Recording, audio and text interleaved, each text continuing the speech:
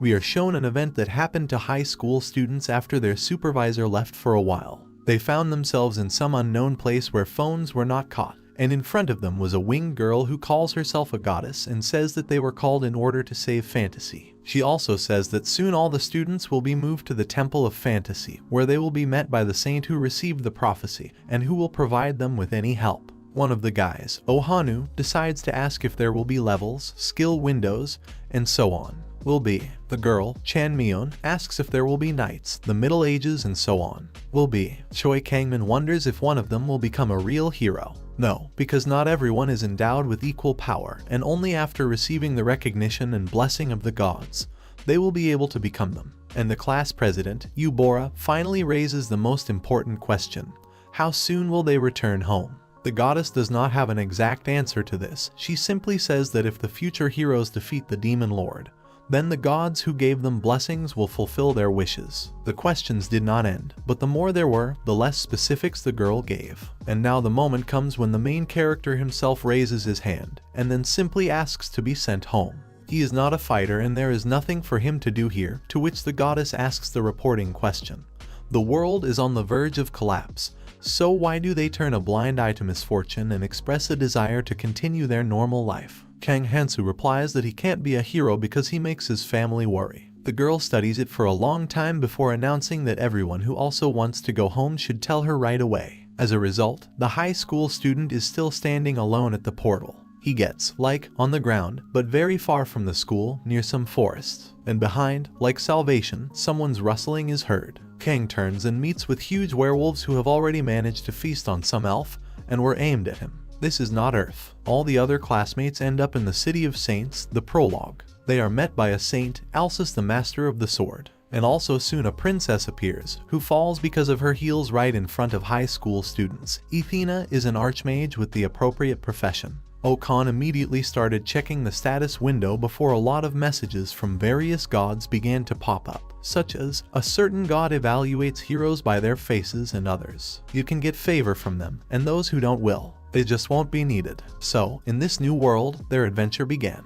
The main character continued to run away from monsters, along the way managing to click on the status window in which the curse hero shines. The languages of hostile races will be automatically translated, and the experience gained from hunting and achievements will be reduced. And even though he tries to talk to them afterwards, they are clearly not in the mood to maintain contact. But when the werewolves reach Hansu, he squints before he hears someone talking, who does not understand, and then an arrow digs into his leg. Elves, and while a skirmish has broken out between the two races, he has a way to crawl away somewhere far away. He falls into a tree, to pray to such a god as the goddess who threw him into a bunch of events Kang was clearly not going to. Apparently, he will have to die here, and at that moment, a boy looks out from behind a tree, invisible to his eyes. A certain god is peeping. God is already openly spying on him, and the guy, being on the verge of death, tearfully asks to save him. Windows with inscriptions continue to appear. At first, they ask him why he is alone,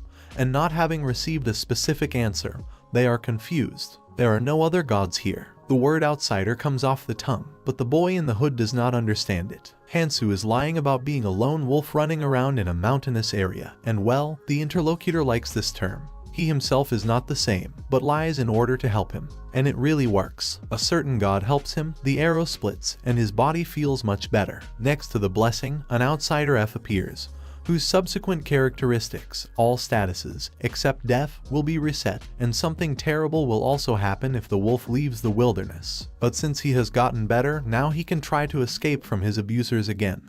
However, in the end the wolves shoot a stone at him, because of which Kang stumbles, but still able to stand on his feet, continuing on his way. That's just the next obstacle turns out to be a cliff, jumping off from which the hero will definitely die. Either death from enemies or from jumping. And then he just turns to the monsters and offers them something new. Whoever catches him first, the guy will give his most delicious body parts. Naturally, absolutely all werewolves rush at him immediately, ready to tear him to shreds. And because of such pressure, the guy falls backwards, hugging huge bodies with his hands and turning over. The force of the collision with the ground was so strong that a column of smoke and dust flew everywhere, and soon, when all this dissipated, Kang was breathing heavily, lying on the corpses of monsters. A certain god admires his survival skills, even though the guy himself says that there is nothing special about it.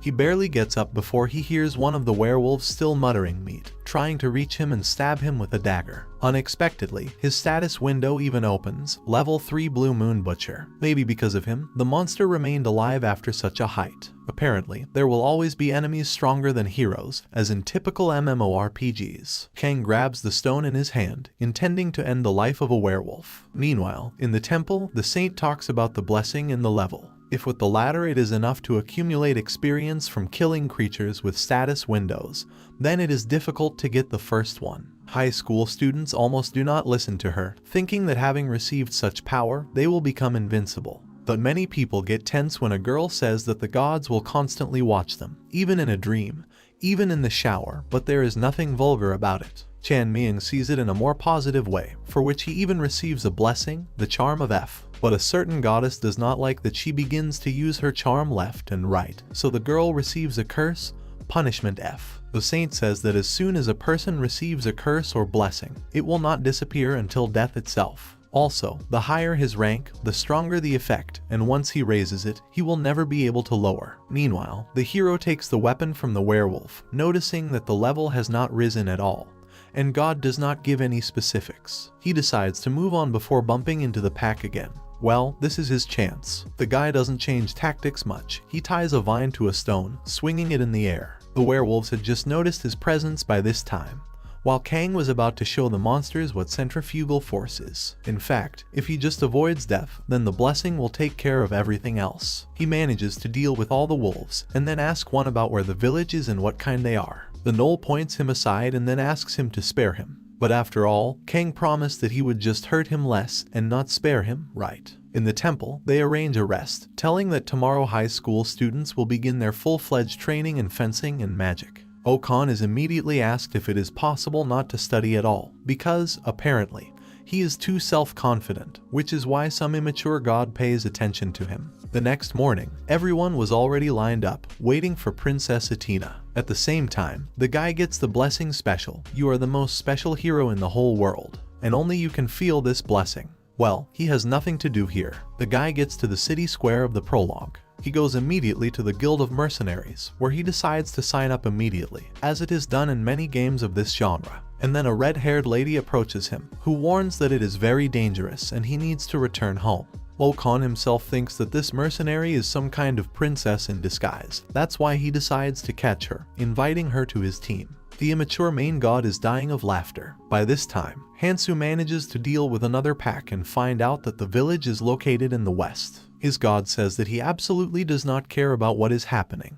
But then another gnoll suddenly appears, which the guy is going to attack, but the people who arrive do it for him. They collide and do not understand each other at all, which is why Kang decides to immediately fall to his knees and raise his hands above his head. Just an ordinary human gesture of surrender. They are already heading somewhere together. Hansu managed to explain his name to them with gestures, but he can't understand anything else from someone else's speech. Such a barrier, to be honest, is very much in the way, despite the fact that it seems that new acquaintances are friendly to him now. But God is not happy with this situation at all, because the guy does not behave like an outsider. He also talks to him as if they are close. Kang just shrugs him off and talks about his own. He also managed to find out other people's names. The big guy with the beard is called Gary. He is most likely the leader of this group. Plus, he carries a damn huge sword behind his back. The young man's name is Cole. He laughs quite often, and he is also a two-handed man.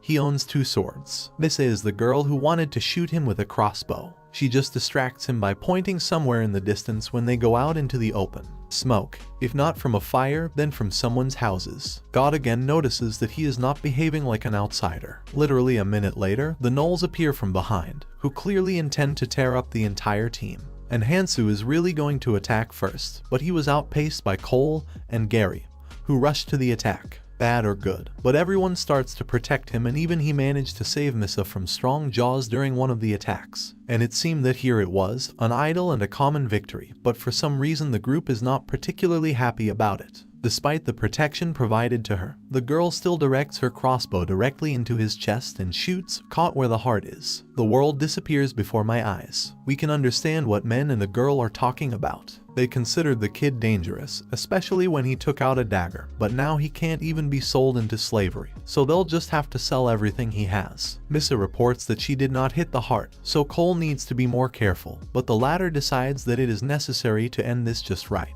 The guy raises one of his swords, ready to deliver the last blow, but abruptly freezes when the Kana status window pops up in front of him. There are only two reasons for this phenomenon. Either the high school student shared it himself, or he has a special blessing, and it is logical that under such circumstances the target should be alive. Hansu rises with a sharp movement and cuts the swordsman's throat. In the same way, he ends up with Gary, and Misei, despite pleas for forgiveness, also dies, having managed to hit him with an arrow one more time. I have to take off her uniform and put it on myself while God laughs, but then says that he respects this hobby of his ward. It was just the only armor that suited him. But at the last second, he managed to see her status window. She also had a blessing, but the girl was not a hero. Apparently, this was a very common phenomenon. Kang decides to continue on to the village. The good thing is that the dead carried a bag of coins with them. Meanwhile, magic training is taking place in the temple. Athena claims that talent is really important in magic, which is determined by pedigree and acquired academic connections. And by becoming her students, they will keep in touch with her. She also says that it is still possible for a person who has neither one nor the other to become a magician. And since Yubora asked this question, the princess decides to make her first student and asks her to take an oath using magic. Due to the fact that they have made such a connection, Yubora gets a blessing of rank C. So, if you don't have parents or a teacher with the blessing of magic, then you won't be able to become a wizard. Then the lesson continues. An ordinary magician easily uses his skill. This is called white magic. There is also black magic that is used without a blessing. And if you want to achieve it, then you will have to use your body as fuel. Our hero gets to the village. Fortunately, he manages to reach the tavern by bribing the guard and at the same time the owner of the building where you can relax. When he is in the bathroom, he cannot wipe off one spot of blood, to which God replies that it is a mystery. Someone's voice is heard outside the door, which, as it turns out, Kang is able to understand.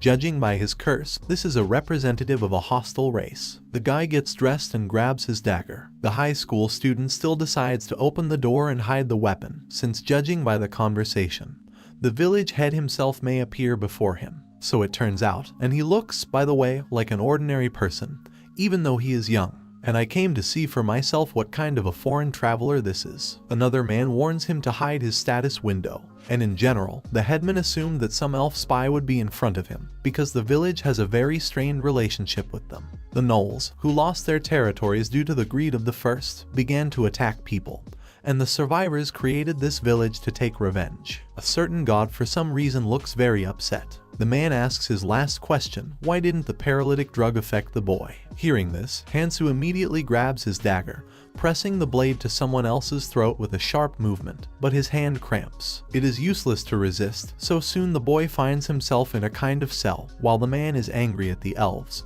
who were tied up by their legs to the ceiling. He asks to look at his status window.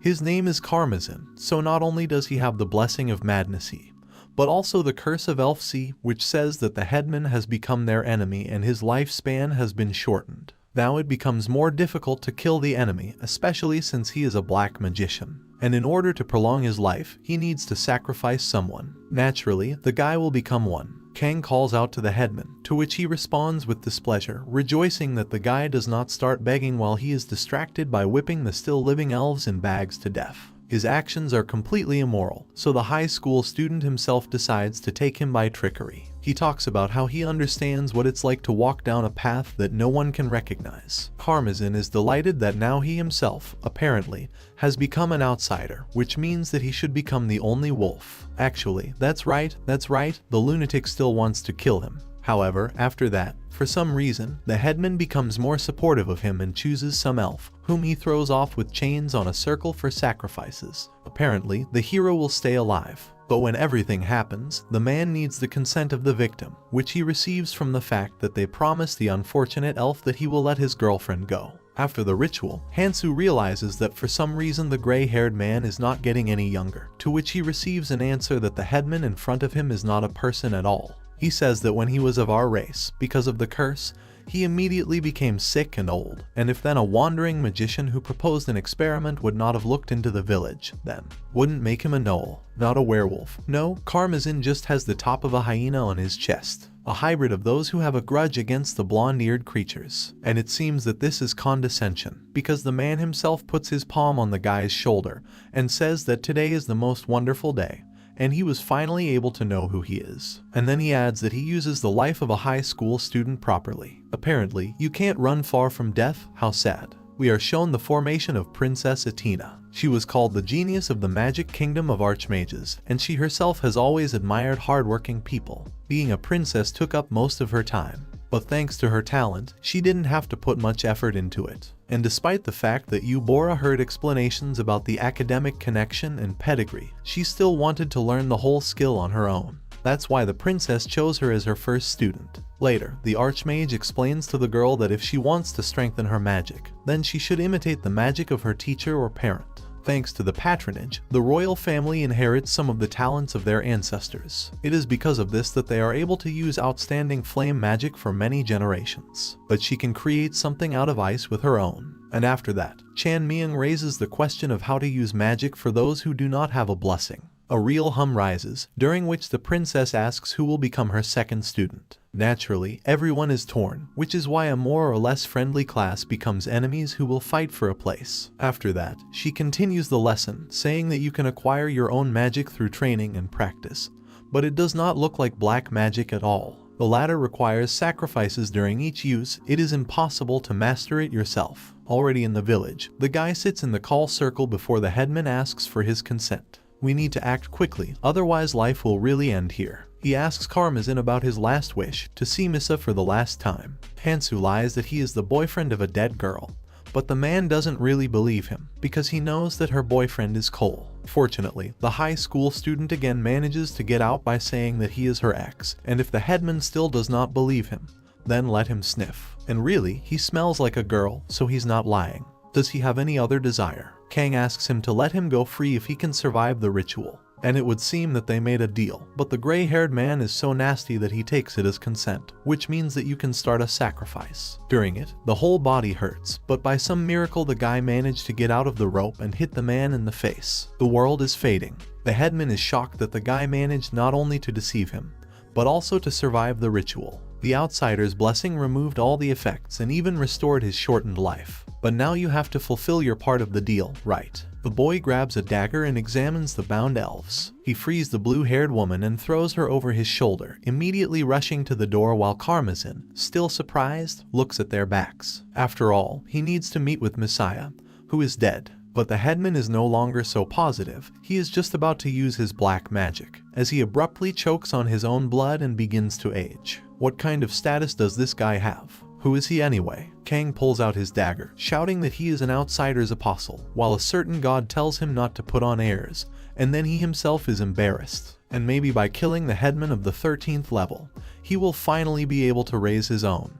But it's better to think about escaping. And just as Hansu turns around, he hears the words about revenge. If Karmazin's human body died, then the gnoll's head certainly didn't. The man rushes at him, inflicting, as it seemed to him, a fatal blow along the chest and heart area. But everything is overgrown on the high school student, as if on a dog. And in the end, Kang manages to kill him because the girl he grabbed managed to block the headman's way with her shackles. Before his death, only the gnoll plaintively apologizes to his daughter for not being able to take revenge. He released all the prisoners, even called the guards, and it seemed that everything was over, until soon. The elves were still not positive towards him and fired at him while the guy was running away. New mentors magicians began to appear in the temple, who wanted to receive the title of Mentor of the Hero. They train again when Princess Athena talks about how to create a fireball, and when she is asked again if mathematical formulas are needed there, she refuses. But other archmages who pulled up refuted her answer, saying that it is important to know a lot of all sorts of factors that can somehow affect the outcome of events and magic itself. Meanwhile, we are shown a village where Espresso, the servant of the elf princess, is being treated. She and everyone else also escaped from Karmazin's grasp after being rescued.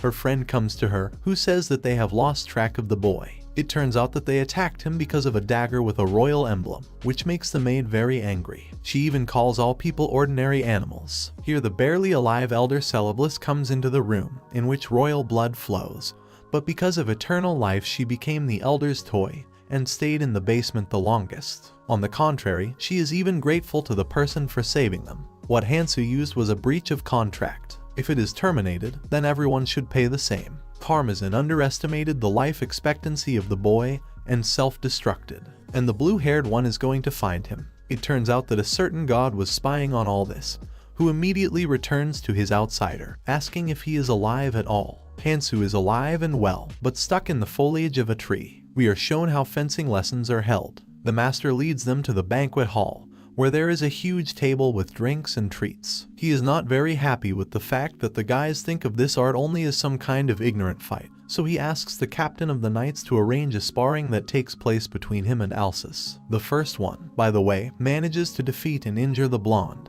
because he was distracted by the students who whispered that it was not like fencing at all. That is why, after treatment, the sword master asks the captain to attack with all his might. Their weapons are filled with mana and they face off in a duel in which the man's sword simply breaks in half. Then Alsus sits back down and asks everyone to drink tea, which contains a medicine that will help us to get a blessing faster and safer. At the same time, Kang is still sitting in the tree before the gnolls come running to him and ask him to come down. Ironically, even they are easier to trust than humans or elves. However, he still beats them, realizing that the Trinity was given to him too easily. Hansu decides to open his status window and notices that his coefficient has increased. God mocks him, but then says that the more, the better. Finally, one of the gnolls looks up, and the guy offers to negotiate.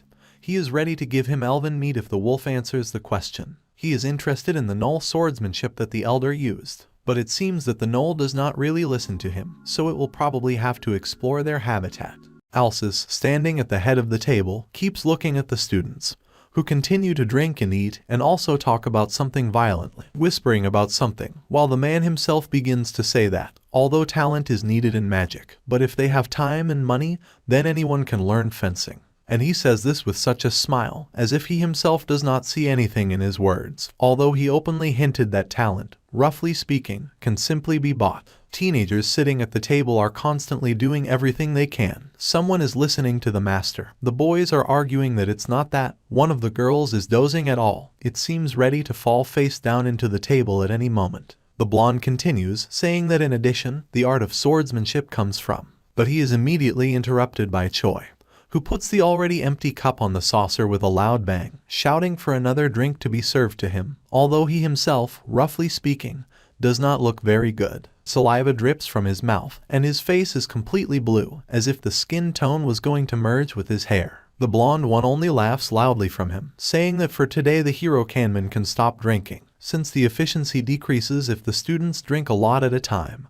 which makes the boy immediately jump up, staring at the teacher in surprise. Immediately, his eyebrows furrow, a strangled and dissatisfied growl escapes from his throat. Clutching the handle of the cup, he angrily looks at the empty bottom. He has to get stronger faster, no matter what. Damn it, Choi is different from these bastards. And abruptly, a butler appears behind his chair, from whose voice the teenager even shudders and immediately turns around, looking with tension at the man who only holds the kettle and informs him that he will feel better as soon as he deigns to clean his mouth with honey tea. Alsus himself only looks at all this action with a soft smile before saying that consistency is very important. 1 cup a day, up to 2 is fine if you are greedy. The blue-haired man, who has moved away from the unexpected appearance of an outsider, smiles nervously, picking up the cup again, which was now filled with a new portion of tea. 2 cups a day, he will try to do it. The mentor replies that it's nice to hear before he puts his hands on his hips, continuing to communicate with the whole class. However, the blessing of a warrior is not something that can be achieved in a short period of time. Just like a child can't turn into an adult overnight. Kanman, who had previously been completely confident that he would be able to comprehend something like this in a short period of time, looks at the swordsman in surprise. That long. The same one immediately hurries to explain that if there are individual differences, but if they maintain their determination, they will be able to achieve their goal in less than a year. A year. Stunned Choi can't come to his senses for a couple of seconds before some kind of purple glow lights up under him, from which he is only more surprised. And if he looks down, he stumbles upon the status window. Something new has been added to the blessings. The fighting spirit of the guy continues to look there, and then raises his finger, deciding to find out what it still means. The fighting spirit has the following characteristics. The longer it fights, the stronger and more powerful it becomes. Also, the effect will be reset as soon as he is defeated or your will to fight is broken. Incredible, he thinks, while the blue-haired man continues to stare at this text, holding his mouth with his palm. A certain god of war proudly says that it is unimaginable, and another god of martial arts just snorts. And Alsus, who notices the astonished face of his student, immediately smiles and starts clapping his hands, saying that he sincerely congratulates him. Moreover, he will receive a blessing from the god of war himself. This is not a bad thing, which is why he has high hopes for him. The guy just looks at him before smiling awkwardly, scratching his cheek, as if he was really embarrassed by this statement, before saying that he is flattered.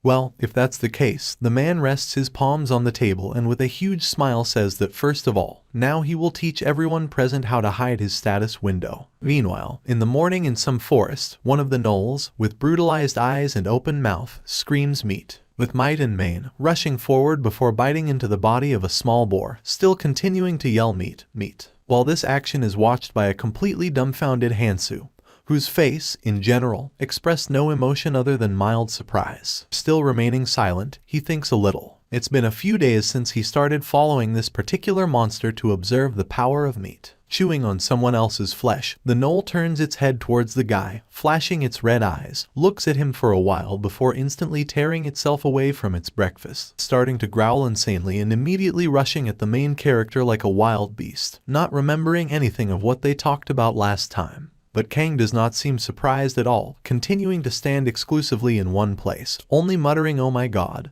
as if this was not the first time. Indeed, this bastard tried to hunt him whenever he had the chance, although this wolf was never even close to success. The hero calmly throws his leg and with one clear kick of his foot into someone else's jaw, pushes the unfortunate monster a couple of meters back, and the latter whines like a beaten dog from such an attack. The brunette only frowns before he even shuts up, telling the opponent not to try to crawl up. This gnoll, oddly enough, is too weak. Having fallen to the ground, the monster only grunts discontentedly, while someone else's status window is displayed in front of the guy himself. The name of this new comrade is a fang broken by an arrow, and he himself is level 6. Somehow it's too strange. That's why Hansu crosses his arms on his chest, looking down at his opponent, frowning at the same time only harder and asking if the wolf is exactly the same level as his status states. Having heard about himself, he immediately regains consciousness, stretching out his paw, on which supposedly locks of light and blue hair are flaunted. The gnoll smiles enthusiastically, encouraging him to look at his evidence. He keeps repeating, "Elf meat, elf head, my hunt." Although it doesn't look like a complete sentence, at least some kind of picture in my head is beginning to take shape. Hansu only raises an eyebrow at this. Wasn't it the same gnoll who told him that his brothers, who were doing their job well, were taking the elf's hair as a reward? That is why he asks his opponent to answer just one question. How did it happen that a wolf like him, who successfully killed 2 elves, turned out to be so weak in the end? The monster almost immediately jumps off the spot, starting to growl unkindly and indignant, because he believes that this is completely unfair, because he is strong, and in general, talking meat is strange. Kang, who seemed completely unaffected by this, is again interested in whether the opponent sees his level at all, for example. Apparently, he even thought for a couple of minutes before he gives out with full confidence that, although he does not see, he knows for sure the meat is weak, so it is also level 1. But immediately a blow flies into his person again, only with an ordinary fist, while a mask of anger and complete discontent looms on the hero's face when the opponent falls and starts whining again. Does he know this instinctively? But after a couple of minutes, the wolf again takes a cry in the middle of a vast forest. But not meat, but already something more interesting there. In addition to the gnoll's characteristics, the outsider studies various pieces of information. The monster keeps pointing him somewhere to the side, and to the question what is there, he only answers that there is elven meat, and not just meat, but whole tons. Oh yeah, the hero also found out the location of the village from which the elves who ambushed him came, and even confirmed that the past that the leader was talking about was not an illusion, but the pure truth. Immediately, the wolf, do not understand where, finds and picks up the carcass of a dead rabbit, shouting that the meat was stolen. Hansu wonders if it was from the elves, to which the gnoll answers him only that the elven meat is bad, while he opens his mouth, bringing the carcass closer to himself. He immediately shoves it into his mouth, starting to chew and saying that the rabbit is delicious and in general, the gnoll loves flesh. While the guy watches all this with characteristic silence, only thinking a little while his eyes kept sliding along the opponent, again eating the living creatures. In addition, Kang himself began to clearly see the changes in someone else's body. Every time he ate something, the strength in the gnoll's stomach began to grow. It was much simpler and simpler compared to the elder who used black magic to steal the life force, although the effectiveness was much lower. Distracted from his thoughts, a man with a smile decides to ask if the fang is now full, to which the latter only growls menacingly, and his fur on the back of his neck begins to stand on end. Immediately, the monster opens its mouth with might and main, throwing up its hands and literally starting to yell at the whole neighborhood that it is not only full, but also feels as good now as never before. And at the same second, the gnoll bends in half, clutching its paws, while its eyes only light up red more fiercely. The fur straightens up at all, stretching upwards, and saliva is already splashing out of its mouth. He needs more meat, much more. Talking meat. The mouth opens again, showing 2 sharp rows of fangs that sparkle with an abundance of saliva, before he, as if having again lost the memory of those moments that happened recently, turns sharply to the guy, ready to attack at any moment, shouting that this is his meat, while Kang himself, having long ago caught these notes and the like behavior, instantly becomes a combat drain. And at the same moment, his fist begins to glow with some kind of bright red light, completely enveloping his hand and wrist.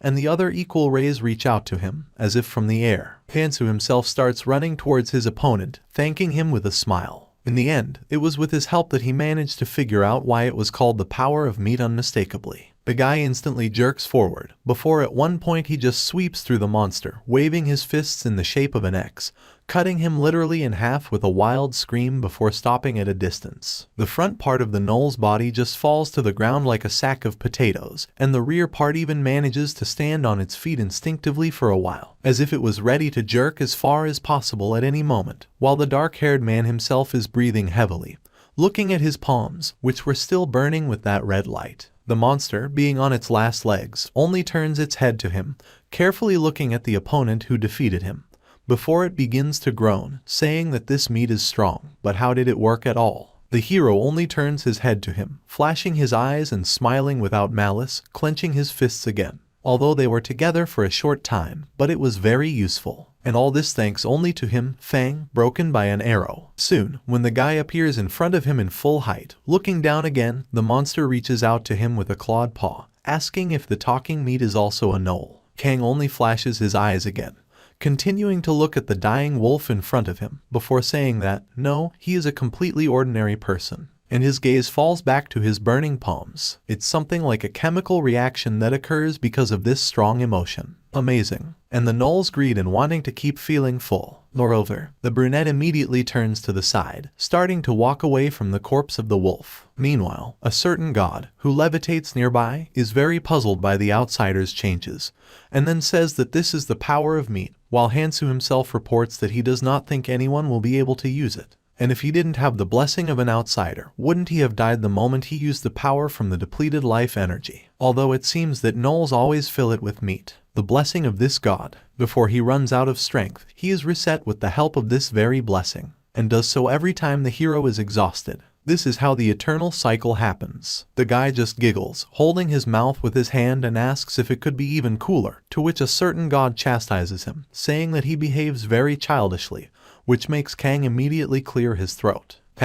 Meanwhile, in the night sky, in the middle of a deserted forest, as many as 3 luminaries light up. Immediately, he begins to run forward headlong, as if they remembered something and desired something, while a confused god is following him, not understanding what is happening. And as if for evil, gnolls appear on the way, sniffing when they hear the smell of meat, and then they start turning their heads in all directions, not understanding where it is. In the same second, they both get such a good blow to the jaw, which immediately caused the monsters to howl, not having time to react properly, while Hansu kept shouting for them to get out of his way. And even when the huge bodies fell to the ground dead or unconsciously, he still continued to run forward without stopping for a second. A certain god is very surprised, obviously not expecting that the one he wanted to bless would rush to run somewhere in an unknown direction. The guy just keeps silent, increasing his speed and thinking that despite the fact that Kang has become stronger, he is not happy in the slightest. Initially, he had to use his smartphone under a blanket. And yet, now the hero is here with this terrible dagger wandering through a forest full of cannibal monsters. After a second, the brunette stops, and when he understands the look, a certain god immediately points him to the left, for which he thanks him. In the distance, you can immediately see some kind of huge fence consisting of logs,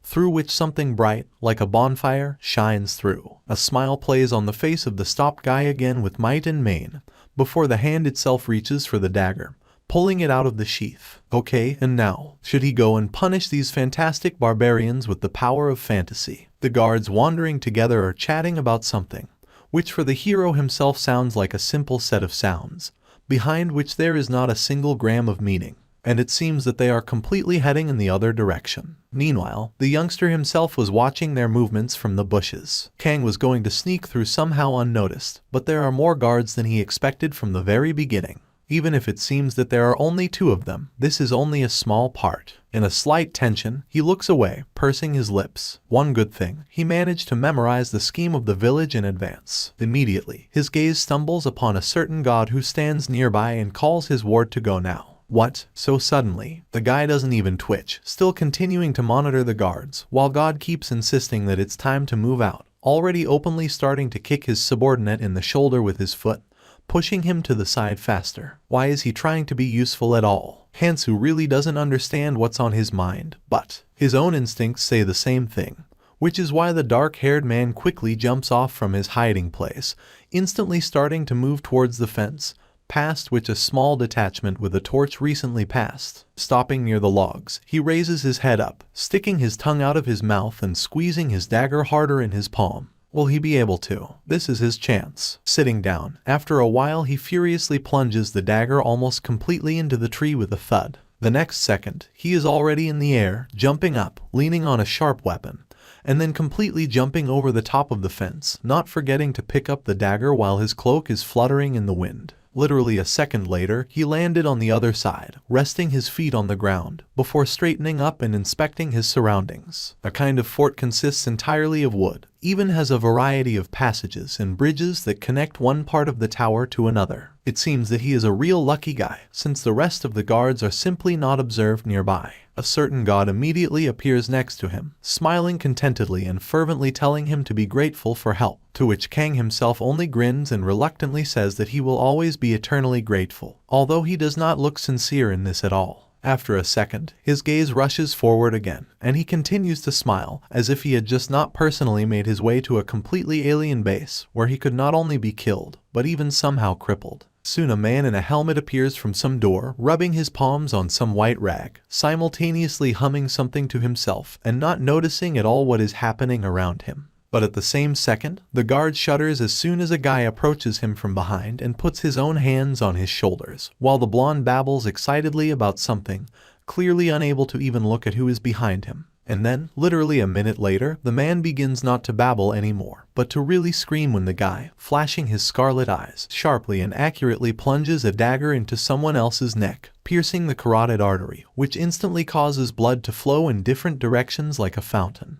The blonde immediately starts coughing frantically, trying to grab the weapon, the blade of which digs into the skin more and more, even screams about something again, but then falls dead forward to the ground, bleeding. Hansu, whose dagger sparkles in the moonlight, says that somehow it's all bitter, since he doesn't feel the difference between killing a human and a gnoll, as if something like this has already become commonplace. Grabbing the man by the legs, he drags him somewhere to the side. These people may have those who would mourn their death, but he has a family too. Although is this an excuse for a dead guard whose face expresses nothing but the last death terror? But Kang keeps talking as his face darkens more and more. He almost died without seeing her again because of these guys. The guy won't let anyone stand in his way anymore, even if it means that he will have to deal with everyone in this way. A certain god looks at his subordinate defiantly, being on top, while the brunette is still messing with a new corpse. In the dark sky, 3 luminaries continue to shine brightly, which have already risen much higher. And on the mountain of corpses, one is laid down again, while the guy quietly and tiredly exhales. But somehow everything is too quiet. If so many people died, shouldn't anyone have noticed? At least, it seems that way to him, while he is standing in front of this whole mountain of unhappy guards,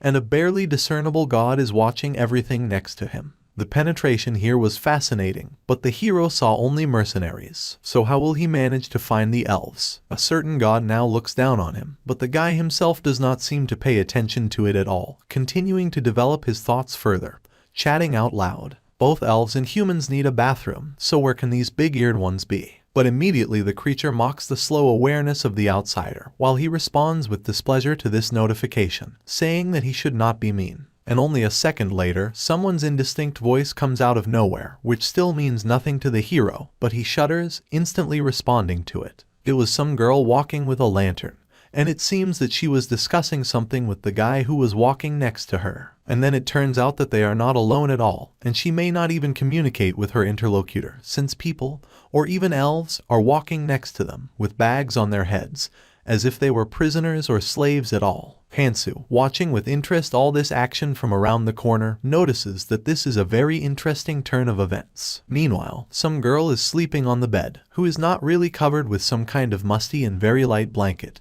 which even looks more like a towel or a rag. She immediately begins to wake up a little, mumbling softly and sleepily opening one eye, when someone else's palm gently reaches out to her face, brushing her brown curls, before a hand grabs her jaw at all, which makes the whole dream instantly pass. The girl opens her eyes in surprise before trying to scream, but all this develops only into an inarticulate moo, although in the end she manages to bite her captor. And as soon as she turns her head, she notices only the silhouette of a man who orders her to shut up and pulls something on top of her head while she continues to mumble about something, trying to escape. And then, as it turns out later, the kidnapper is not alone at all. The second one is interested in where a new scratch on his partner's arm suddenly appeared, to which he replies that it was all because of a girl who bit him while he was gagging her. The questioner shouts, advising to be careful, while the quiet madam with a bag on her head only does what she listens to their conversation, not daring to interrupt or try to escape again in any way. The men pick her up and after a while direct her to the door, saying that it's time to go, while they themselves are ready at any moment and use the weapons that they have in their hands. One of them pushes her in the shoulder, shouting that she should not slow down while she is thinking about the fact that other elves were taken away in this way. Somehow it's too rude, and it's not clear what all this is for. Walking, she begins to descend the stairs, awkwardly shifting her feet on the steps, while the echo of her own footsteps resounds throughout the room. Is this really the headman's basement? But any further thoughts of hers are interrupted by a voice that tells that Karmazin believed that they were ignorant, but the people themselves closed their eyes because they wanted to protect their new way of life. The elf shudders, fumbling in someone else's hands, which restrain her own. That voice, that healer, she continues to say that this is their retribution,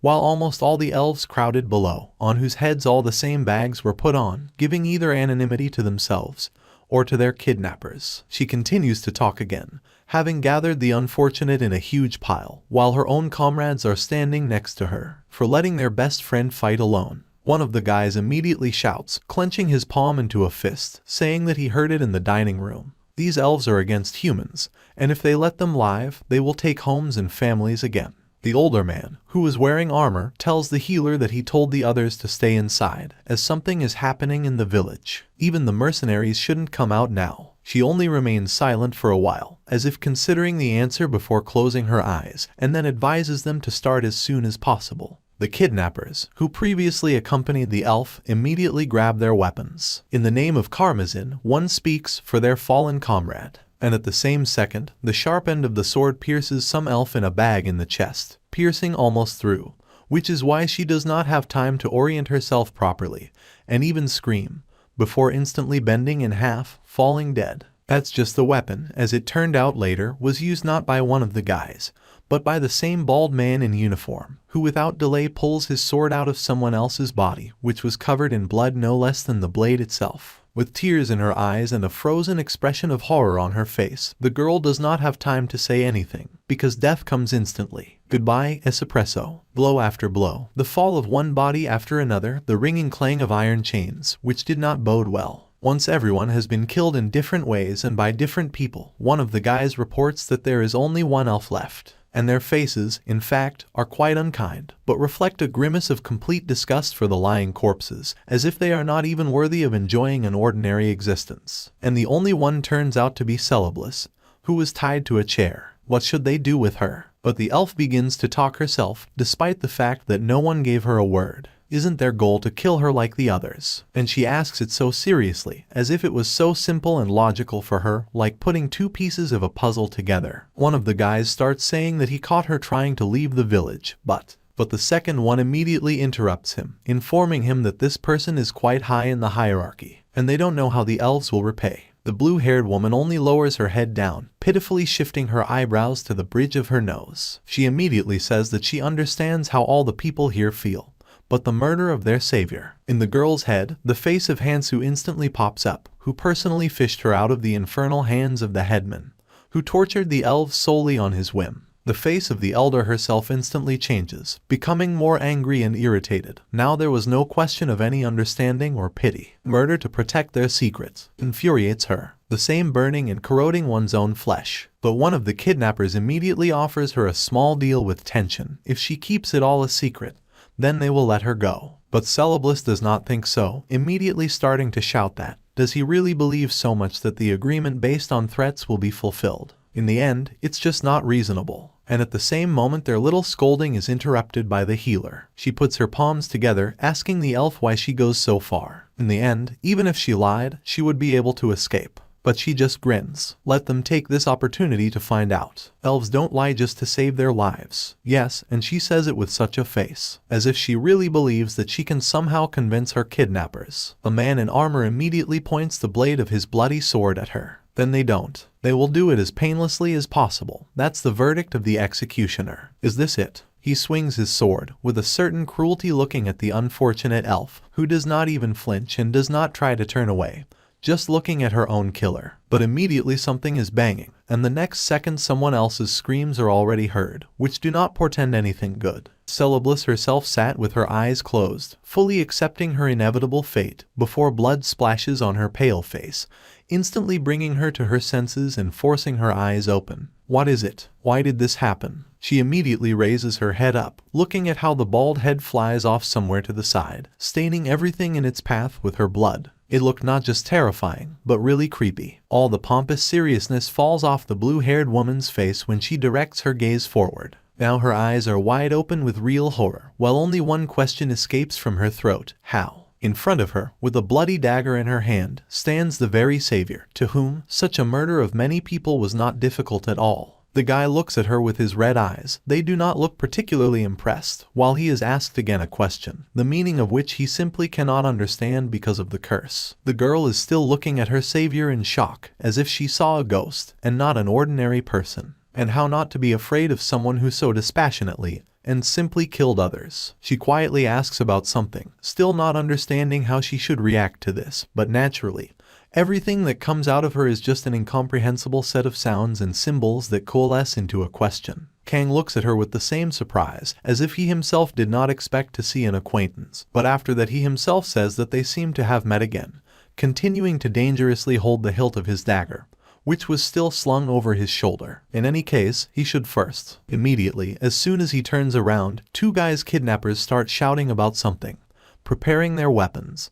But any of their words just don't make sense. After all, how is he even able to understand anything from those who are not the enemy initially? They also point a finger at him, either wanting to figure it out, or even trying to warn the rest that they should stay away from him. Now, should he take care of them? At the same second, the hero rushes in their direction, killing the first one in an instant under loud shouts in an unknown language. He didn't even have time to react from such speed, but he planned to kill everyone, regardless of whether they were elves or villagers. Soon the second kidnapper falls dead while blood flows from his mouth, and the green-haired girl immediately sits down on her knees, starting to mumble incoherently, looking with complete despair at the corpse that sprawled in front of her. It seems that he was a very dear person to her. The lady's eyes instantly rise to the killer, filling with bitter tears, and her body trembles uncontrollably while her hands reach for her own face. She is talking about something again, but the first part of the sentence remains a mystery, while the second can be distinguished.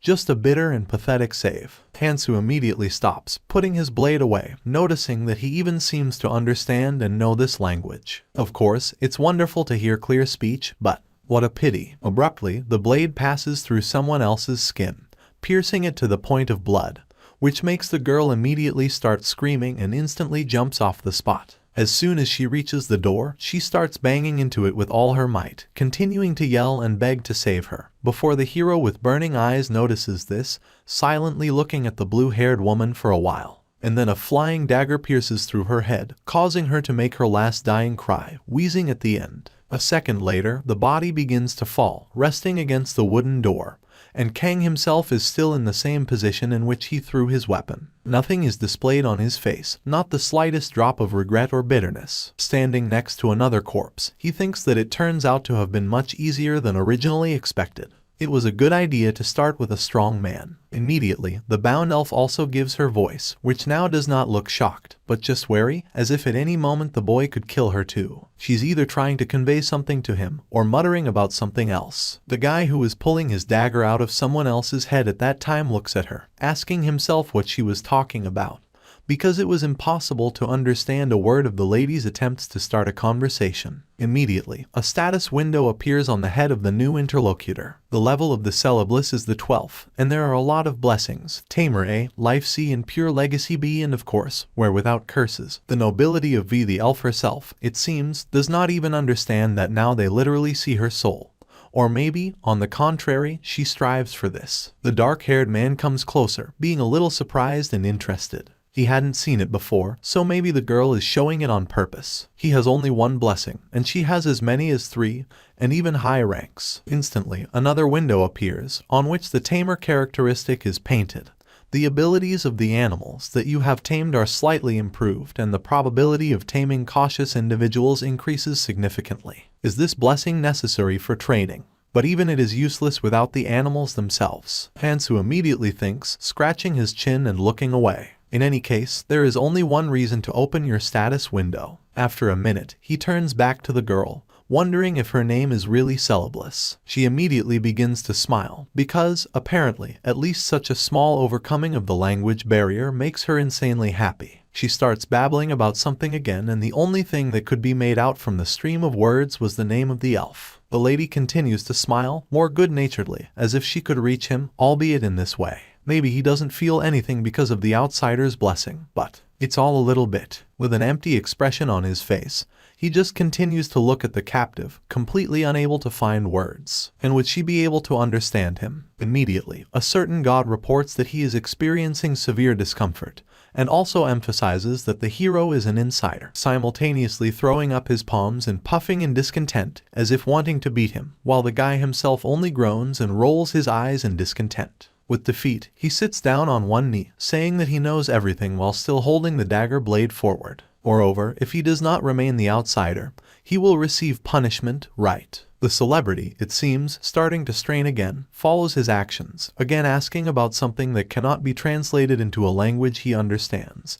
And the only thing that the brunette himself says is what a lucky elf, even though he wanted to kill everyone, because she experienced the same thing as Kang. That is why the ropes fall from someone else's body to the floor. In order to survive, he told his name to the locals of this world, although it was in vain. Getting up from the floor, the hero immediately turns to the side, informing that she will take care of the rest herself, while the girl's eyes immediately light up with infinite joy while she rubs her hand, reddened from pressure. If he kills all the elves, he will be like those people. Actually, it's no better. The blue-haired woman silently rests her trembling palm on the armrest of the chair, starting to rise slowly. But the body, being too weak even for such loads, falls forward, unable to really stand on wadded legs, which makes its owner immediately cry out, ready to face the cold floor. And then, in an instant, the hero's palm is on her waist, saving her from a future fall, immediately squeezing and pushing in her direction. Hansu pulls her to his chest, pointing his other hand with a dagger in her direction and saying that this annoys him, until Celebliss doesn't even seem scared. She still looks at him, continuing to smile and chatter about something,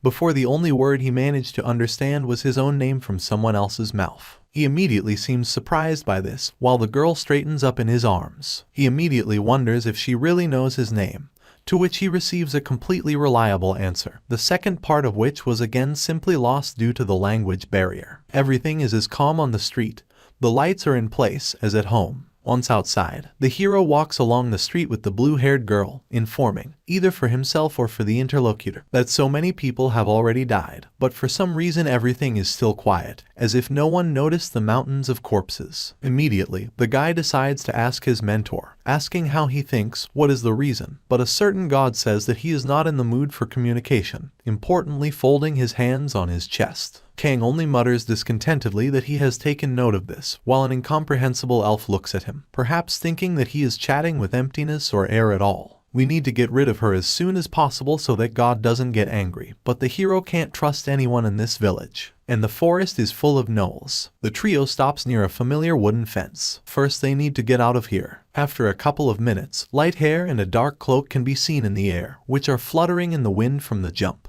They immediately start running. In fact, only Hansu does this, just holding the selfie in his hand, like some kind of soft toy, or even worse, looking exclusively forward. After a while, after calling someone else's name, the girl calls out to her savior, clinging awkwardly to his side, to which the latter immediately reacts, raising his eyebrows in surprise and looking down at her. When he asks what the matter is, the recent captive babbles something incomprehensible, importantly pointing her finger up, as if trying to hint in this way. Kang immediately asks again, from above, even stopping for a moment and looking up. The crowns of the trees, from which it was certainly impossible to expect some kind of setup, for some reason are blazing with a bright and hot flame of fire. And no, it's not the foliage that's burning, but a phoenix. A huge and blazing bird flies from above, flashing its mottled and fiery wings, while the guy watches this fascinating action in complete shock, and the girl with a soft smile and admiration. The flying one immediately screams loudly,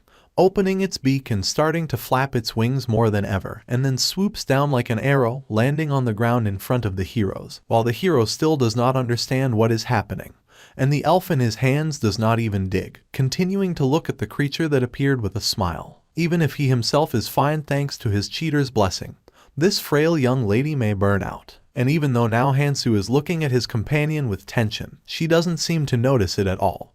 Whistling to herself something under her nose, sweetly put his palms together. But literally a second later, she grabs him by the fabric of his clothes, pulling it towards her and starting to say something to him. And again, the girl does not look scared at all. On the contrary, she still smiles. Did she really want him to let her go? Her answer, though incomprehensible, is quite brief, and her actions show that he is correct in his guesses. Having put Alebless on her feet, the brunette immediately changes her face, starting to smile, and then asks if the elf wants him to leave her and run away, since she probably considers herself a burden at all. But the blue-haired one does not answer, walking towards the bird, whose size is also striking. It only seems that even the feathered one was not aggressive, on the contrary. The phoenix leaned forward slightly, wings fluttering. The elder immediately starts talking to him about something. The details of the conversation, of course, were incomprehensible to the hero himself, but it seems that they were understood by the new possible ally in the form of an animal. Thanks to the tamer's blessing, did they become partners? The guy reflects, continuing to look at this picture while it was glowing from a bright flame. The elf calls his name again, turning to him with a bright smile, which is why the feathered friend also turned his attention to the brunette, drilling with an indescribable look. When he just grunts, the girl turns to him completely and talks about something again, continuing to smile. The only thing he understands from this attempt at dialogue is her name, which was even unclear to what it was inserted. Did she say goodbye to him, or maybe even thank him? At the same moment, she clenches her hands into fists, and instantly moves towards him, until her hair almost glistens from the light of the flame. The lady begins to talk a lot when she comes close to him, and from all this vocabulary it is only clear that his own name. Kang only knows what she is saying, but the last word of his sentence interrupts. The touch of someone else's lips, a real kiss that takes place in the middle of the forest and in the bright flame of the phoenix. Hansu doesn't even have time to really object, it seems, being even more shocked than after a huge flying bird, while a certain god is no less shocked by such an unexpected situation. Yes, so much so that his jaw just dropped. As soon as the kiss ends, the brunette immediately grabs her shoulder, blushing and indignantly trying to say, "What did you do?" But his tongue does not fit at all. Alebless just smiles sweetly at him, as if there was nothing wrong with it, and it was done sincerely. The phoenix watching them is silent for a while, drilling the couple with its gaze, before it screams sharply, flaring up even more than before and starting to surround the heroes with its flame. The guy, noticing this, immediately wonders what is going on, while the elf is silent, only smiling. The fire at the same moment flashes in front of his face, which makes him have to put his palm up as protection and croak about something, closing one eye, and then he sees a completely different picture. The elder sits in front of him on the back of his feathered partner and just looks at him. A second later, she smiles happily again and pronounces the name of her savior, illuminated by a bright flame, before voicing a couple more words, and the phoenix's claws lift off the ground, rising up. Just a couple of minutes later, the bird soars into the air, taking the elf with it. Fiery feathers fall from the sky in a streak, leaving Hansa in complete incomprehension of what just happened. It's kind of sad. And then a certain god emphasizes that the outsider's crime is obvious. He grabs the boy by the dark hair, squeezing the curls in his hands, and even though he asks him to wait, God only pronounces a sentence on the sinner.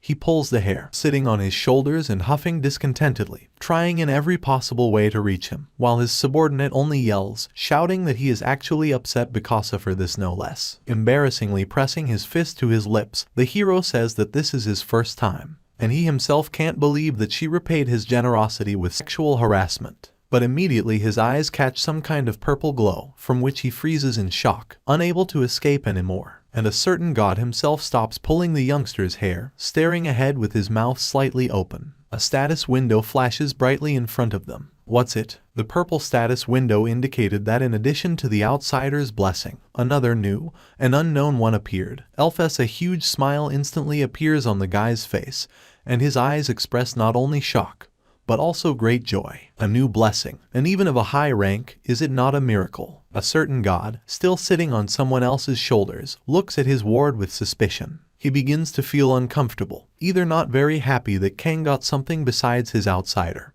or suspecting that an elf might somehow be involved in this and not in a very positive way. But the hero only smiles awkwardly, stretching out that everything happens in life, and maybe it's for the best in general. Only a certain god did not let up. Although he did not pull his hair now, he only reported that he felt very uncomfortable, wincing and tossing from the status window, as if from some unnecessary information, while Kang thinks for a while and then immediately mumbles, deciding to check something. The same elf blessing has the following effects. For someone who has been identified as a friend of a creature of this race, life expectancy and youth are increased. All the effects and favorable comments received from the elves will be greatly enhanced. Is that good? In fact, life expectancy and youth have increased. It looks like an outsider's blessing, but if he uses them together, the increased lifetime that Hansu can expend with the power of meat will increase. A certain god only grumbles at the fact that the hero is too joyful, while he jumps off someone else's shoulders to the ground. The brunette, having made a serious expression on his face, says that his happiness is connected only with the fact that their paths with this elf have diverged. Maybe there was not the slightest bit of truth in these words, but he held himself confidently, frowned his eyebrows and did not smile for a moment. God stops, silently looking at his ward, as if the guy said something so incredible that even he himself became emotionless. But literally a second later, the window notifies that the condition of a certain god has improved significantly, and Vaughn immediately smiled, visibly cheered up, apparently considering that he still adheres to the outsider's commandment, while the hero himself only rolled his eyes, also starting to smile a little. Whether it was a lie or not, he still managed to earn the creature's mercy. After a minute, the dark-haired man calls out to his mentor, deciding to ask if they should try to go a little further this time while they both look into the depths of the forest. After a certain amount of time, a gnoll walks along the path and bushes, which does not suspect at all that something might happen. Hansu immediately calls out to him, who immediately leans on the monster's back, throwing his arms over him, wrapping his neck around him, while he himself only has time to tense up and bristle, not understanding what is happening. The guy with a smile squeezes someone else's neck harder between his elbow, asking him how things are, while the gnoll can only mutter in shock, "Meat," turning her head slightly in his direction. Kang only continues to smile good-naturedly before saying, "Let me see your house." Already in the morning, somewhere in the forest, the whole horde of schoolchildren with swords is lined up in a clearing, and their mentors are standing in front of them. Alsis, which reports that 3 days have already passed since their appearance here, and the silent Atina. The blonde man with a smile informs them that starting from this day, after meditation, they will raise their levels on the hunt. But don't worry too much. For their first hunt, the Night Order will gather monsters here. That's just teenagers especially excited and do not seem Only one Yubora noticeably straining, listening attentively to the teacher. A pink-haired girl immediately gives a voice, throwing her hand up and shouting that blessings are absolutely necessary for magicians. When the rank of their blessings and levels rise through hunting, the abilities also grow. Upon hearing these, the guys immediately come to full delight, all shouting, level up or fantasy hunting time. The girls do not lag behind them either, rejoicing and immediately starting to chat among themselves. I heard that the skin improves when the level rises, the figure too. Actually, everyone finds something of their own in this, before one of the guys notices behind the green slime, which moves and looks jelly-like and not so scary at first glance. He immediately starts shouting that it's slime, immediately preparing his weapon, although slime himself, in fact, does not look so frightening. He's sitting behind the bushes, smiling sweetly, muttering something indistinctly. The rest of the students react instantly, asking where and what, clearly not understanding why there was such a fuss. And apparently, the screams frighten the unfortunate creature so much that it begins to tremble and whimper weakly, until the shape of the slime begins to resemble not an oval, but some other, as if at any moment it is ready to explode. The mentors, noticing this, immediately shout out that the children did not dare to move, while their faces were already distorted with anxiety. The guy who first saw this jelly remains motionless, but judging by his posture, he was ready at any moment to hit the poor creature, who was still trembling and did not know where to go. Alsus, being still as tense, raises his palm, attracting attention to himself and holding it so that the boys do not decide to become a killer before the due time. That's right, like they said, it's slime. But it is a useful creature that does not harm people at all. They don't seem particularly satisfied with this answer, but one of them still removes the weapon, while the second one continues to mumble my experience in frustration. Yes, slime eats absolutely everything, from dirt to garbage, not missing insects and corpses. Due to this, the number of infectious diseases in the district is reduced. The girl gently lifts the creature into her arms, while the teenagers look either upset or guilty, having learned that it is somehow not right to kill such a creature. Athena, who is hugging the slime to her chest with all her might, turns to them with a wide smile, informing them that they should never kill the slime. The latter, by the way, judging by the facial expression, is not even against such treatment with herself, also happily hooting, shaking her body like jelly. They are also kept as pets, the sorceress begins. But even if they are heroes, they will be condemned for such an act, since ignorance does not absolve from responsibility. The boys immediately deflate, looking not so fierce or angry anymore, only awkwardly apologizing for their reaction to such a peaceful creature. The next second, Alsus attracts attention again, clapping his hands and calling out to everyone present. He immediately hurries to explain that normally, second-level goblins would be ideal for their students, but for today, the general goal is a fourth-level gnoll. And the man talks about it so calmly that you involuntarily start to strain. You only have to think about the fact that you will have to fight not with some goblin, but with a more serious monster, whose level, in fact, should be equal to another. Students also notice this, starting to wonder. They say, how is it that they have to fight with the fourth level, when they themselves have only the first? And wouldn't it be dangerous? At least, the girls were certainly alarmed by this, and to be honest, no one wants to die on the battlefield. The next moment, Athena calls out to them, who continues to hold the slime in her hands with the same rainbow face. She says that there is nothing to worry about, since, moreover, there is a saint on their side.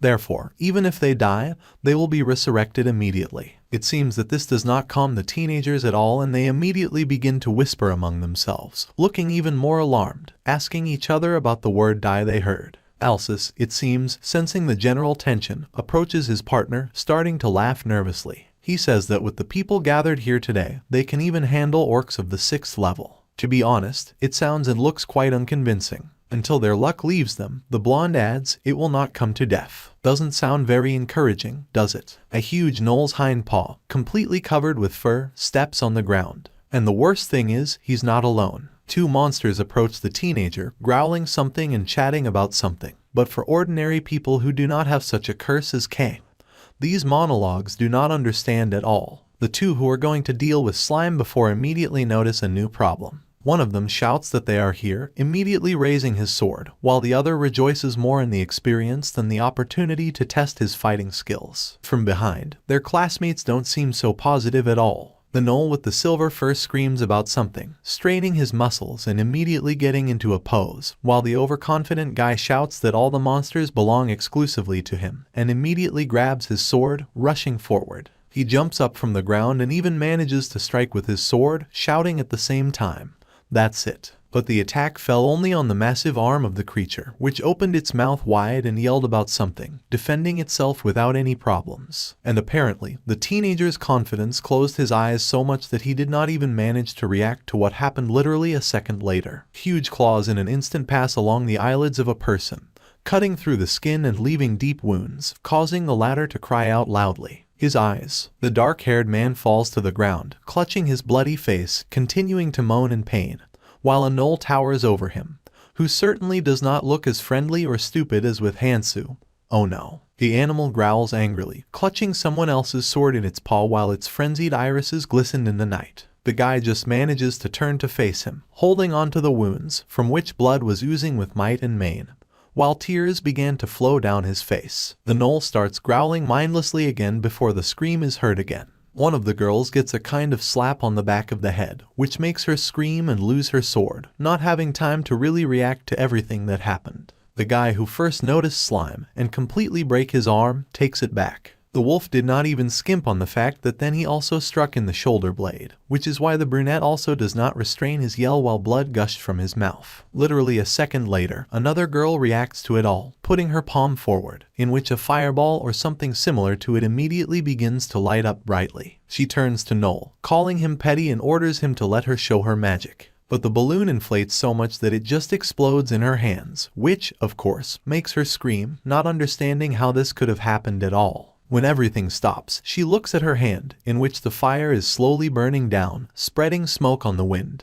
Why her magic isn't. But not only is there no answer to the question, but the other guys interrupt her, restraining their swords. The guy calls out to the bespectacled one so that she looks ahead, because a gnoll appears in front of them at the same second. Looking up at him, the young sorceress immediately begins to tremble, and her eyes fill with bitter and pitiful tears, until she is unable to believe that this is really happening. Desperate cries and pleas for help and salvation are heard throughout the forest, while Alcis is watching all this, who importantly puts his hands on his hips. It seems that when he realizes that the jokes have long been over, or maybe they have completely ceased to bring him his former pleasure, he says enough with a gloomy look. And in an instant, he cuts the gnoll, standing with his back to him, in half with a sword, as he ends up with another. Both creatures are lying in halves on the ground along with the students, who are all screaming in pain, and some are on the verge of death, while the fencing master is standing with his back to them, waving his sword. Teenagers immediately start whispering, not understanding what just happened. Some even call their mother, writhing in pain. Somehow it was too cruel. Literally a second later, the lady saint is walking along the forest path, stepping from one toe of the shoe to the other, all so imposing and correct. Coming up behind the prince himself, she calls out to him and says that he really worked hard teaching them. Noticing the lady, the man immediately retracted his sword, greeting her. But the saint passes on before she sits down in front of one of the disciples, who is spitting blood with might and main. And yet, there must be a reason why God chose them as heroes and sent them to this land. A certain male god asks if there really was a reason, while the other only sends a question mark. Meanwhile, the girl folds her palms in front of her while a barely living body lies in front of her. A certain innocent goddess is puzzled, and a vicious god shrugs his shoulders. Slowly, because of the bright green light that began to spread along the girl, and then spread to the wound, it blinked before it began to tighten abruptly, as if it had never been there, leaving only a possible scar. A guy who has been treated like this jumps up from his seat momentarily, opening his eyes wide and touching the recent injury. He immediately joyfully shouts that he has been resurrected, before the other teenagers also decide to ask the lady to approach them. She only gently tells the great heroes that they must fight until their last breath. She has a soft smile on her lips. After each death, she is forced to resurrect them. Still in the same forest, where the sun is still high in the sky, but is rapidly approaching the horizon, someone's heavy breathing is heard. 3 boys, with whom Kamen himself is also with them, can barely breathe, holding their wooden swords, with which, in fact, it simply won't work to even cut the gnoll who is standing in front of them. And one of them notices that the monster is too persistent. Choi puts his palm on the shoulder of a tense classmate, thanking him for having managed to buy time until the latter understands what he means by looking exclusively ahead. But at the same second, the blue-haired man pushes him slightly to the side and himself gets into a fighting stance, clutching the same sword in his palm, which he brings back for a subsequent blow. The dumbfounded guy can only look at his friend in surprise before he rushes forward in 1 second at the knoll, from whose contact with the sword. A bright flash of light immediately lights up, and the monster seems extremely surprised at all, not realizing at all what this kid wants from him and why he had to fold in half. And everything is extremely simple. He used the fighting spirit. And this, in turn, led to the fact that the blow of the sword was so strong that he managed to throw the gnoll's body back a few meters, that he already crashed into the trunk of a tree, and every now and then clouds of smoke and dust began to rise from the ground. The creature, which was now nailed to a tree, only unhappily doubled over as if it had died altogether, only clutching an absolutely identical sword in its paw. At the same second, notifications start popping up that a certain god is praising someone for being smart, while Kanman opens his purple status window. Another notification notifies that another god criticizes someone, saying that he is cheap. And the open status window shows that not only does he now have the second level, but also that, out of nowhere, the arrogant teenager has 2 more blessings, acceleration F and leadership F, but naturally, the boy is happy to increase his level, pouring 7th sweat after such a battle. It was thanks to the new blessings that hunting was not so difficult. Acceleration has the following characteristics: incredibly high speed at a critical moment, but prolonged use leads to a long recovery. Leadership has others. Any group controlled by you will receive a small increase in abilities. The bolder and more ruthless the orders, the stronger the effect becomes. Turning his head to his friends, he notices that they are enjoying their little victory with might and main, clashing elbows. Yes, they were very useful. Whether it was a lie or not, it sounded at least a little sincere. But at the same moment, all the joy is interrupted by someone's loud scream, from which Choi immediately shoots a glance in the right direction, not understanding what is happening there. And the picture was as follows: 2 classmates, rushing at a knoll with swords, pierce it in the side and back, exclaiming that they are doing it for Chan Myeon, in order to protect their goddess, and in general, they are not afraid of some creatures with terrible fangs. By the hearts that hover next to them, you can immediately understand what is happening there. And no matter how amazing it is, the beast falls back to the ground completely dead, tortured to the point of blood and making its last death rattles, while those very heroes just continue to swing their swords for a while, and then stop altogether, looking at each other while large drops of blood glistened on the blades of the weapon. Myung immediately shouts thanks to them, because thanks to them she reached the 2nd level. And the drugged classmates are only glad that they were able to help, being fascinated by someone else's appearance and victory while hearts are still flying over their heads. The other girls, watching this picture, only click, clearly dissatisfied with the fact that another upstart so brazenly and skillfully uses her blessing, while forcing others to do everything. Yes, and he says thank you so sweetly and sweetly that it becomes simply disgusting. But the blonde does not seem to care at all, because she continues to smile and make eyes, preening a little and thinking that beauty is also a weapon, before a notification pops up that a certain goddess is staring intently, which makes her immediately greet her nervously. Noticeably alarmed, Myung immediately starts waving his hands, looking up and shouting that this is not an illegal treatment at all, as if such a thing could really calm the goddess and somehow save her from her anger, but something else saves. Another notification pops up, notifying that a certain bold god of beauty is smiling easily while looking at her. The girl immediately stops trying to calm someone else's anger, blinking in surprise and still looking at the sky, not understanding what this should mean.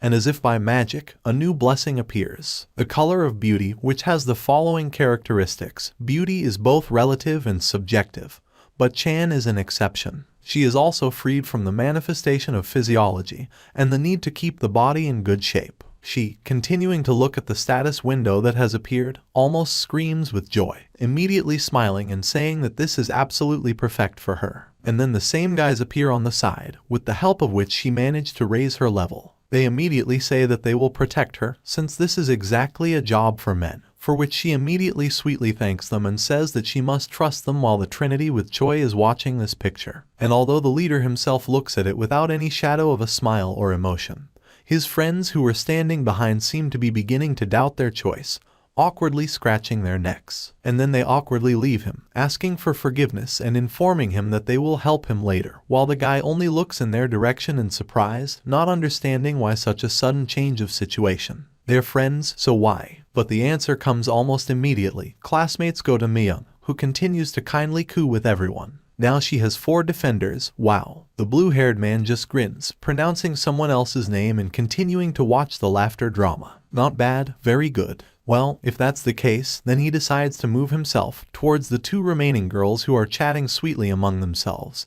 And before that they just turned up their noses at their classmate, who was obsessed with beauty. Coming closer to them, Kanman awkwardly greets, and one wonders what he needs before she guesses herself. Does he really want to hunt together? Well, they will help. Meanwhile, the gods are sitting somewhere above. One walks around popcorn. A certain bold god of beauty looks in sexy pose. The god of war is excited by the conversation about universal death. In another place, Eubora hoots, hitting his body on the ground and falling on that completely. The girl barely tries to get up on trembling hands, completely dropping her sword, while the silhouette of a knoll flashes behind her. A certain water god looks at the loner with pity. When the headman finally manages to sit at least on her knees, she notices that the monster is talking about something, simultaneously picking up a lying sword from the ground. He is clearly unfriendly. Another deity pushes the popcorn forward, but the water god refuses, saying he is not in the mood to eat. Eubora, barely getting up on wadded legs, squints at one eye, telling herself that she can,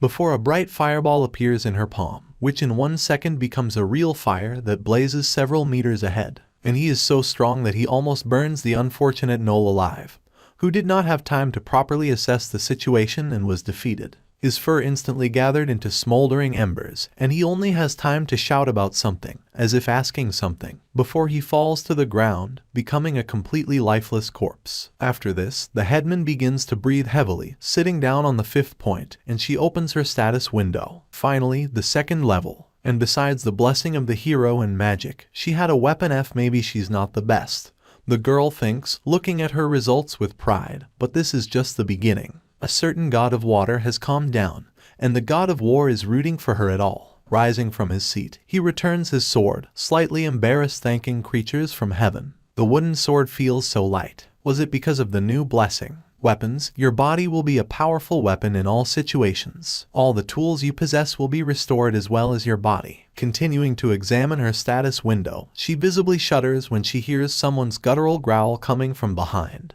And a Knoll appears from behind a tree, baring its teeth and drooling. He immediately rushes at Eubora, starting to shout something. Another one. The girl only has time to turn around and swing her sword. Thanks to the second characteristic of the new blessing, she manages not only to raise the sword, but also to strike them with such force that it almost cuts his shoulder in half, causing the Knoll to instantly roar with rage as soon as he saw the gushing blood. The creature says something viciously to her, waving its huge paw, from which sharp claws poked out at the same moment. And indeed, it helps him to touch the headman's shoulder, which is why he is hooting so softly, clenching his jaws in pain, while still holding the sword. And thanks to the first effect of the blessing, she disappears from the wolf's field of view in a second. Then the latter becomes more than stunned, looking in surprise at his paw with claws, not understanding at all how the girl could escape so quickly right from under his hands. He even asks something out loud, but of course it was not clear what exactly. And at the same second, Eubora reappears in front of him, who at one moment sharply and quickly directs a huge flame into the face of the beast, scorching all the fur completely. And when the opponent was distracted, she swings her second palm, in which there is a wooden sword, shouting that he should die before striking a fatal blow, knocking someone else's head off his shoulders, causing blood to splash in different directions, and the blade of the sword whistling in the wind. Panting heavily, she continues to stand still while her body gently envelops some kind of solar glow. Before the status window shows the 3rd level already. She could. Meanwhile, there are 2 teams in the clearing, Kanman with 2 girls and Myeon, whose defenders continue to beat the next Knoll. There is clearly tension between them. The blue-haired one immediately shouts to her that they should go, while the blonde only sweetly wishes them good luck. And 2 silhouettes are watching this from above, on the cliff. A certain god continues to watch over everything that is happening, as well as Alsus and Atina. A certain wind god encourages them with a cool breeze. Another impatient and demonic takes his place. A certain god. The time lasts until sunset, and the sun has almost set over the horizon. The guy holds Knoll Ha's lower jaw, opening his mouth wide, while the latter mumbles something indistinctly and wheezes. And then Kang ruthlessly, with one movement of the dagger, cuts his neck until huge piles of corpses are lying on the ground, which, apparently, were killed in various ways. His mentor asks if he's curious about how many he's killed. The hero did not even deign to look at him, continuing to dig in the status window, but he did deign to answer, not really, because he already understands that he killed at least several thousand. And then, amazed, he sits down on the corpse of the beast, as if on an ordinary chair. He checked his status window over and over as he fought. Another curse has appeared, bloodsheddy, but there is a more serious problem. Now Hansu is sure that he just can't raise his level. And there is such a desperate smile on his face that it seems that he has already accepted his fate to be constantly only on the first and only level. What a pity.